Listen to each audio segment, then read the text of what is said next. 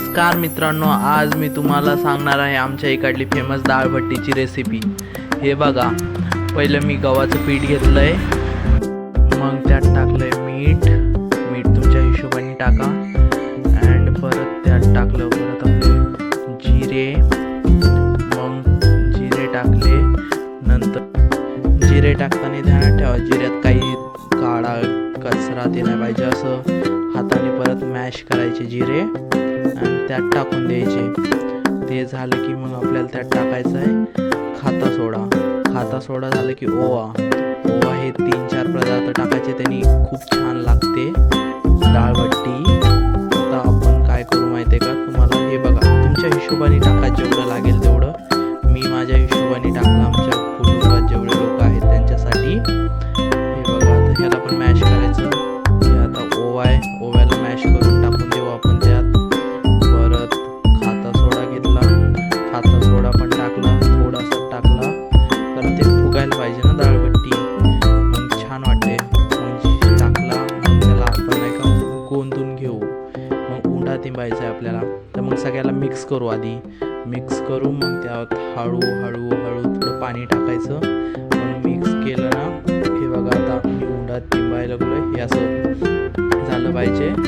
मग आपल्याला त्यात दुसरीकडे बॉईल करायला पाणी ठेवायचं, बॉईल करायला पाणी ठेवायचं। हे असे मग ते उंड्याचे गोळे बनवून घ्यायचे, मग हे आपण बॉईल केलेल्या पाण्यामध्ये आपण टाकून द्यायचे हे उंडे। मग लो फ्लेमवर 1-1.5 घंटा ह्याला उकडून द्यायचं।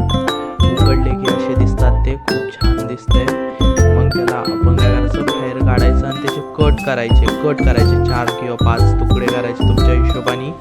मग त्याला काय करायचं, आपण तेल गरम करायचं, खूप गरम होऊन द्यायचं तेल, मग त्यात नाही का फ्राय करायचे। बघा, हे मी टाकल्या कशा वाटतात छान, आता तुम्हाला दिसेल। आता हे मी फ्राय करतोय, खूप छान लागतात, तुम्ही एकदा ट्राय करा तुमच्या घरी बनवून। परत हे अशा पूर्ण आहे हा कलर येऊपर्यंत त्याला हे करायचं नाही, झाला की ब्राऊन कलर झाला की मग काढून टाकायच्या। मग आपण परत एकदा तुम्हाला दाखवतो हे कसं केलं मी। पहिले हे असं घाण्यात हे केलं, तेलाला थोडं लांबूनच हे करा, कारण ते उडतं अंगावर कधीमधी। हे बघा, मग फ्राय केलं मी पण, अँड छान वाटतात डाळभट्ट्या, खूप चांगल्या, आमच्या इकडं सगळे आवडीने खातात। मग आता आपण बनवूया वरण। त्याच्यासाठी वरण कसं बनवायचं, तेल टाकायचं, तेल परत त्याला एक फ्लेम लेवायची एखादी। तेल टाकलं, त्यात परत टाकू आपण मोहऱ्या टाकल्या, मग मोहऱ्या जिरे टाकला। मग आपण काय करू, त्यात टाकू मग कढीपत्ता टाकला। आता मग याला थोडं परतून घ्यायचं, परतलं की त्यात टाकू आपण आता डाळ